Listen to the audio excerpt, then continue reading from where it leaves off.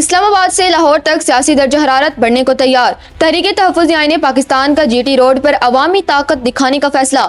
گجرات گوجرانوالہ سے شاہدرہ تک استقبالیے اور مینار پاکستان پر حاضری۔ کیا ٹی ٹی اے پی کا یہ مشن حکومت کے لیے بڑا چیلنج بنے گا؟ اور مذاکراتی کمیٹی کو انکار کے بعد اب اگلا قدم کیا ہے؟ جانیے اس رپورٹ میں۔ ناظرین، تحریک تحفظ آئین پاکستان نے اسلام آباد سے لاہور تک اپنے جی ٹی روڈ مشن کا مکمل پلان تیار کر لیا ہے۔ ذرائع کے مطابق یہ عوامی رابطہ مہم ایک بڑے قافلے کی صورت میں جی ٹی روڈ کے راستے لاہور روانہ ہوگی، جس کا مقصد عوام کو متحرک کرنا اور اپنی سیاسی قوت کا مظاہرہ کرنا ہے۔ پلان کے مطابق اس قافلے کو جی ٹی روڈ پر 4 مختلف مقامات پر بھرپور استقبالیہ دیا جائے گا۔ گجرات، گوجرانوالہ اور شاہدرہ میں استقبالی کیمپ لگائے جائیں گے، جبکہ لاہور میں داخلے کے موقع پر ایک بڑا عوامی استقبال کیا جائے گا۔ لاہور پہنچ کر تحریک کے رہنما پنجاب اسمبلی کا دورہ بھی کریں گے، جبکہ مینار پاکستان اور داتا دربار کے مزار پر حاضری بھی اس مشن کا حصہ ہے۔ ذرائع کا کہنا ہے کہ تحریک کے قائدین لاہور میں 3 روز قیام کریں گے، جہاں وہ مختلف سیاسی عوامی تقریبات سے خطاب کریں گے۔ اس مہم کی حتمی تاریخ کا اعلان